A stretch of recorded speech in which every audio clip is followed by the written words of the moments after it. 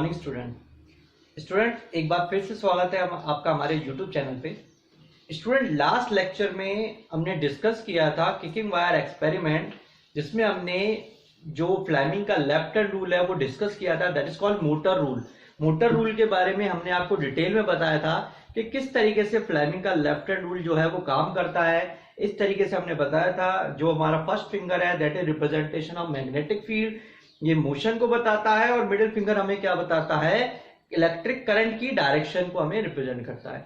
तो उसी टॉपिक को कंटिन्यू कर रहे हैं हम आज आगे इलेक्ट्रिक मोटर के रूप में। तो मोटर आपने सभी ने देखी होगी ना, किस तरीके से स्टार्ट होती है मोटर। देखिए, स्टार्ट होने का मतलब ये नहीं है कि वो किस तरह से साउंड प्रोड्यूस कर रही है, मैं उस चीज की बात नहीं कर रहा। मैं बात करने वाला हूं उस मोटर के कंस्ट्रक्शन की, उसका वर्किंग की, और किस तरीके से वो मोटर जो है वो मूव करती है।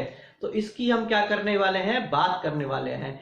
लास्ट लेक्चर में मैंने आपको एक छोटा सा पॉइंट बताया था कि अगर मान लीजिए एक कंडक्टर को मैग्नेटिक फील्ड में रखा जाता है, उसके ऊपर फोर्स लगता है, और वो फोर्स क्या कर रहा है, उस कंडक्टर को बार बार पुश कर रहा है, जिससे कि उस कंडक्टर की पोजीशन चेंज हो रही है, और या फिर वो कंडक्टर पोजीशन चेंज कर देगा या फिर क्या करेगा, वो रोटेट होना स्टार्ट कर देगा।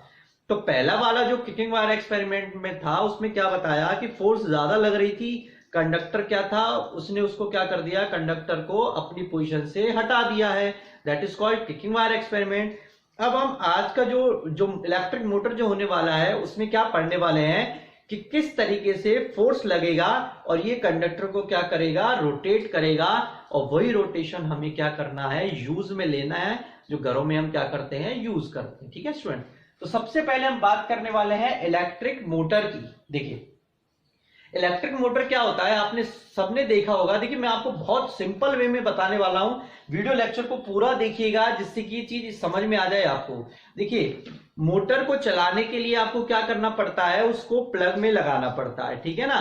आफ्टर दैट हम क्या करते हैं, करंट को ऑन करते हैं। जैसे ही करंट ऑन होता है, मोटर क्या करता है, रोटेट करता है। बेसिक चीज है, यही काम करते हैं ना।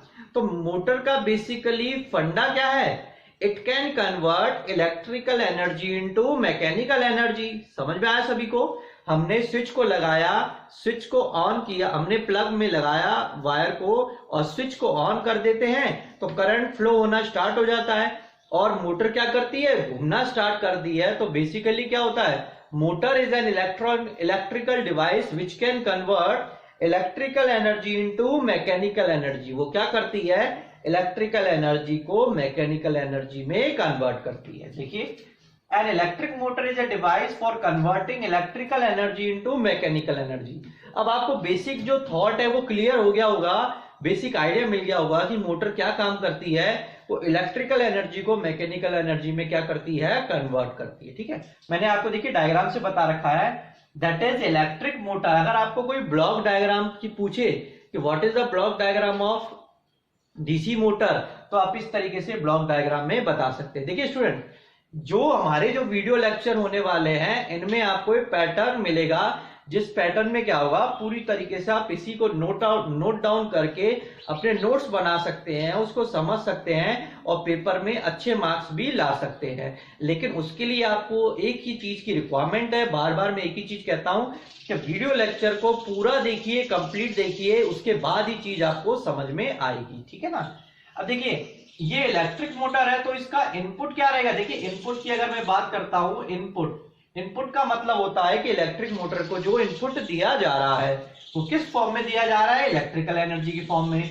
आउटपुट क्या निकल रहा है, आउटपुट का मतलब होता है कि उसका रिजल्ट क्या निकल रहा है, आउटपुट क्या निकल रहा है, आउटपुट क्या निकल रहा है, that is mechanical energy. Mechanical energy में निकल रहा है ना, मोटर जो है वो रोटेट कर रही है, दैट इज मैकेनिकल एनर्जी। तो बेसिकली हम ये कह सकते हैं, electric motor is a device for converting electrical input to the mechanical output. समझ में आया सभी को।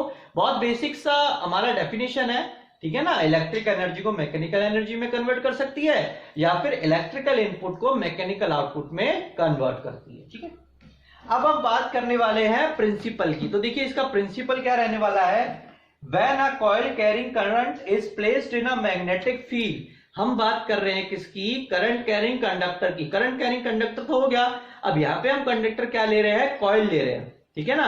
जैसे ये मैंने क्या ले लिया, ये मैंने एक आर्मेचर ले लिया, कंडक्टर ले लिया, उसमें मैंने कॉइल से लपेट दिया इसको कॉपर वायर से, तो वो क्या बन गया, कॉइल बन गया ना। और वो कॉइल में क्या हो रहा है, करंट फ्लो हो रहा है, तो वो क्या कहलाएगा, current carrying coil. Is placed in a magnetic field, it experience a torque. यहाँ पे एक डेफिनेशन है, यहाँ पे एक टर्म है, that is called torque. Torque का मतलब होता है स्टूडेंट फोर्स। क्या मतलब होता है, फोर्स। बेसिकली टॉर्क को फोर्स ही कहते हैं, लेकिन रोटेटिंग में जो फोर्स लगता है उसको हम क्या बोलते हैं, टॉर्क बोलते हैं। तो कहने का मतलब क्या है कि when a current carrying coil placed in a magnetic field it experience a torque. जब एक करंट कैरिंग कॉइल को मैग्नेटिक फील्ड में रखा जाता है, वो क्या एक्सपीरियंस करती है, टॉर्क को एक्सपीरियंस करती है। And with the help of this torque the coil starts rotating. उस टॉर्क की वजह से क्या होता है, वो जो कॉइल है वो रोटेट करना क्या कर देती है, स्टार्ट कर देती है। That is the basic principle of electric motor. समझ में आया ना सभी को कि हम क्या पढ़ने वाले हैं कि भैया एक करंट कैरिंग कॉइल को मैग्नेटिक फील्ड में रखा जाता है, वो कॉइल क्या करती है, मूव करती है, रोटेट करती है, किसकी वजह से, उस टॉर्क की वजह से। That is called principle of electric motor. अब किस मोटर की हम बात करने वाले हैं, दैट इज डीसी मोटर। देखिए दो तरह की मोटर होती है, एक होती है एसी मोटर, एक होती है डीसी मोटर। हम बात किसकी करने वाले हैं, डीसी मोटर की बात करने वाले हैं। ठीक है, आपको प्रिंसिपल समझ में आ गया, आपको डेफिनेशन समझ में आ गई। अब हम बात करने वाले हैं कंस्ट्रक्शन की। तो देखिए कंस्ट्रक्शन को 5 पार्ट्स में क्या किया हुआ है, डिवाइड किया हुआ है। सबसे पहला पार्ट आता है आर्मेचर, फील्ड मैग्नेट, बैटरी, और जो नेक्स्ट है वो आगे हमारे, उनको हम डिस्कस करेंगे।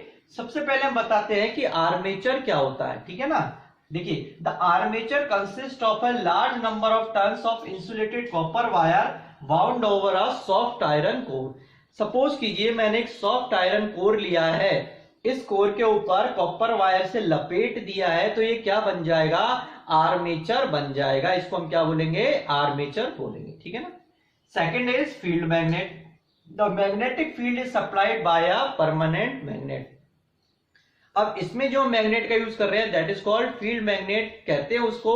और वो किस तरह के मैग्नेट है, वो परमानेंट मैग्नेट हम यूज कर रहे हैं।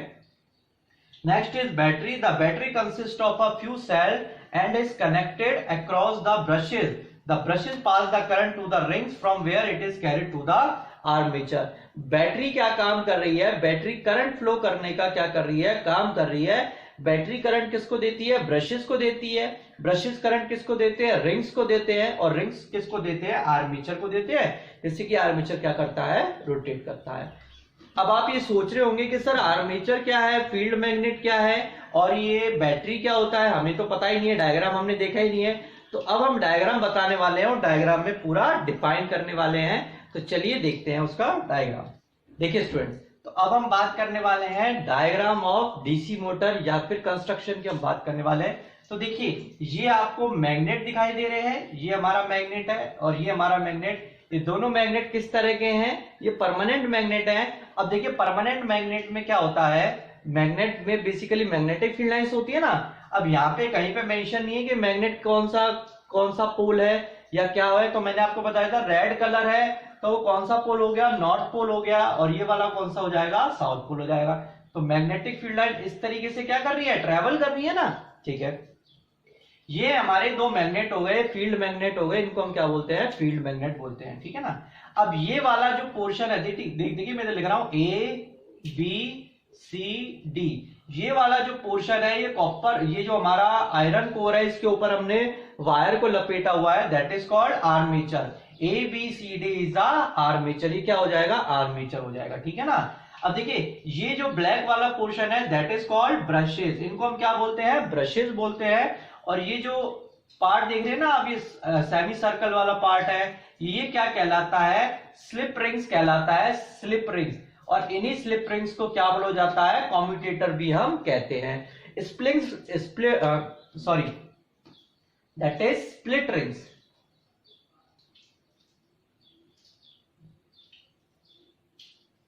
देखिए इनको क्या, नेक्स्ट आता है हमारा स्प्लिट रिंग्स। ये क्या है, स्प्लिट रिंग्स है हमारे पास। इन्हीं को स्प्लिट रिंग्स को हम क्या बोलते हैं, कम्यूटेटर भी बोलते हैं, ठीक है ना। अब देखिए ये हमारा बैटरी हो गया, बैटरी से ये पॉजिटिव टर्मिनल है, यहां से क्या होगा, इलेक्ट्रिक करंट फ्लो होगा इस तरीके से, ठीक है, ये आपको सब पता चल गया। अब देखिए बात आती है स्प्लिट रिंग्स या कम्यूटेटर क्या होता है। These are two halves of the same metallic ring. देखिए मेटालिक जो रिंग है, जो हमारा पूरा जो रिंग है, जैसे पूरा गोल रिंग है, उसका जो हाफ पार्ट होगा, ये हाफ पार्ट है ना, दो हाफ पार्ट, ये सेम मेटालिक रिंग के बने होते हैं, इनको बीच में से काटा जाता है, तोड़ा जाता है, ठीक है ना, इस तरीके से वो सेपरेट होते हैं, इस तरीके से मेटालिक रिंग्स होते हैं। The ends of the armature of coil are connected to these are which are also rotate with the armature. और इनके जो एंड है ये किससे कनेक्ट है, आर्मेचर से कनेक्ट है, आर्मेचर से कनेक्ट है ना ये, तो इसका मतलब स्लिप रिंग्स रोटेट करेगा तो आर्मेचर भी रोटेट करेगा। ब्रशेस और स्लाइडिंग कॉन्टैक्ट। अब देखिए these are two flexible metal plates of carbon rod which are so fixed that they are constantly touch the revolving rings. अब क्या होता है, देखिए मैं एक बात बताने वाला हूं आपको कि जो ब्रशेज होती हैं वो किससे कनेक्ट होती हैं, स्लिप रिंग्स से कनेक्ट होती हैं, और वो क्या प्रोवाइड करती हैं, वो करंट को प्रोवाइड करती है स्लिप रिंग्स के ऊपर। तो ये कंस्ट्रक्शन के क्या है, 5 पार्ट्स हैं हमारे, ठीक है ना। आपको पांचों पार्ट समझ में आ गए, आप इनको नोट डाउन भी कर सकते हैं।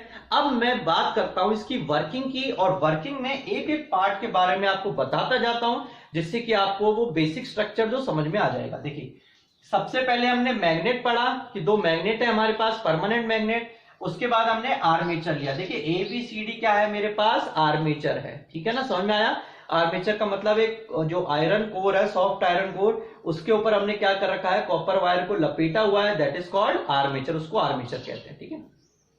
उस आर्मेचर से क्या कनेक्ट है, स्लिप रिंग्स कनेक्ट है, जो कि क्या काम करती है, जिसको हम क्या कह सकते हैं, कम्यूटेटर भी कह सकते हैं। अब एक बात बताइए, कम्यूटेटर या स्लिप रिंग्स का फायदा क्या है। कम्यूटेटर क्या करता है, एसी को डीसी में और डीसी को एसी में कन्वर्ट करने का काम करता है। स्प्लिट रिंग्स यही काम करती हैं, लेकिन सबसे बड़ा जो काम है इसका वो ये है कि आर्मेचर में करंट प्रोवाइड कराने का काम कौन करता है, ये स्प्लिट रिंग्स करती हैं, ठीक है ना। आर्मेचर में करंट प्रोवाइड करने का काम कौन करता है, ये स्प्लिट रिंग्स करती हैं।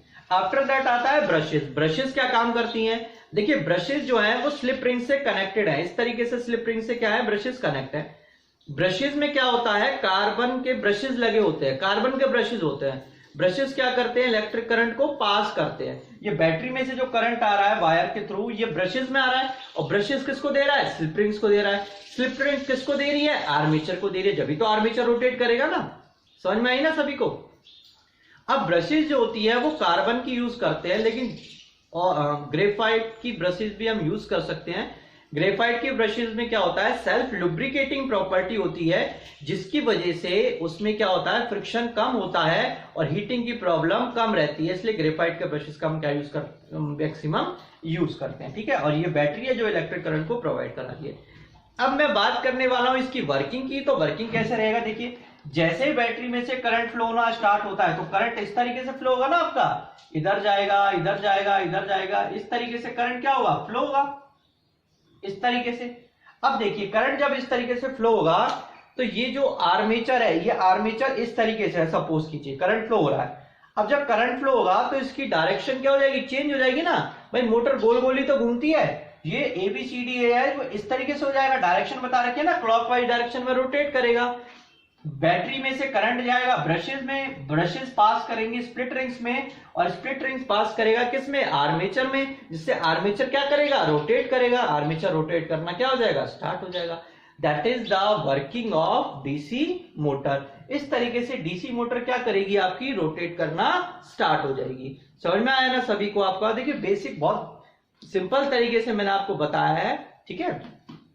अब हम बात करने वाले हैं the speed of rotation of motor can be increase by. अब देखिए मोटर की जो रोटेशन है उसको इंक्रीज कैसे कर सकते हैं, ये भी हमें पता होना चाहिए कि how can we increase the speed of motor. तो ऐसा तो है नहीं कि मोटर को हम घुमाना स्टार्ट कर दे तो स्पीड हो जाएगा, इंक्रीज नहीं होगा। तो क्या क्या फैक्टर्स है, increasing the strength of current through the armature. सबसे पहला काम जो है कि अगर मोटर में स्पीड को बढ़ाना है तो आप क्या कर दीजिए, करंट की वैल्यू को इंक्रीज कर दीजिए। सेकंड क्या कर दीजिए, increasing the number of turns in the coil of armature. Number of turns की संख्या को बढ़ा दीजिए, किसके अंदर, आर्मेचर के अंदर। आर्मेचर में नंबर ऑफ टर्न्स की संख्या बढ़ जाएगी, उससे क्या होगा, हमारी जो मैग्नेटिक फील्ड है वो भी इंक्रीज हो जाएगा, और मैग्नेटिक फील्ड इंक्रीज हो जाएगा तो क्या होगा, और ज्यादा स्पीड से वो रोटेट करेगा। Increasing the area of the coil, अगर कॉइल का जो एरिया है उसको इंक्रीज कर देते हैं, उससे भी क्या हो जाएगा, हमारा स्पीड जो है वो इंक्रीज हो जाएगा। And fourth is increasing the strength of magnetic field, magnetic field की स्ट्रेंथ को क्या कर दीजिए, इंक्रीज कर दीजिए। टर्न्स को जैसे इंक्रीज करोगे, नंबर ऑफ टर्न्स को, मैग्नेटिक फील्ड ऑटोमेटिकली क्या हो जाएगी, इंक्रीज हो जाएगी, और जितना ज्यादा इंक्रीज होगा उतना ही ज्यादा क्या होगा, वो स्पीड से रोटेट करना स्टार्ट कर देगा। तो आपको ये जो बेसिक स्ट्रक्चर है वो समझ में आ गया होगा कि मोटर किस तरह काम करती है, कंस्ट्रक्शन क्या है, वर्किंग किस तरीके से, किस तरह से वो रोटेट करती है, ठीक है ना। नेक्स्ट पीपीटी की तरफ चलते हैं हम। देखिए स्टूडेंट, जो नेक्स्ट जो पार्ट आता है मोटर का, that is called uses of DC motor, कि एक्चुअलिटी में डीसी मोटर का यूज क्या है, किस तरीके से हम उसको यूज करते हैं। सबसे पहला है, these are used in electric fans, exhaust, ceiling और टेबल फैन हम यूज कर सकते हैं, ठीक है ना, सीलिंग फैन के रूप में भी यूज होता है। एग्जॉस्ट फैन लगा होता है जो कि हीट को क्या करता है, बाहर करता है, उसमें भी इलेक्ट्रिक मोटर यूज होता है। For cooling and ventilation, cooling purpose के लिए भी हम क्या यूज कर सकते हैं, डीसी मोटर का यूज कर सकते हैं, और वेंटिलेशन मतलब एग्जॉस्ट के रूप में भी यूज कर सकते हैं। These are used for pumping water, जो पानी खींचने वाली जो मोटर होती है, पंपिंग वाटर जो मोटर्स होती है, उनमें भी क्या होता है, डीसी मोटर यूज होता है। Big DC motors are used for running tram car, जो टॉयज होते हैं या फिर जो हम कह सकते हैं ना ट्रैम कार्स होती है, बड़ी वाली जो ट्रैम्स कार्स होती है, उनमें भी डीसी मोटर का यूज किया जाता है।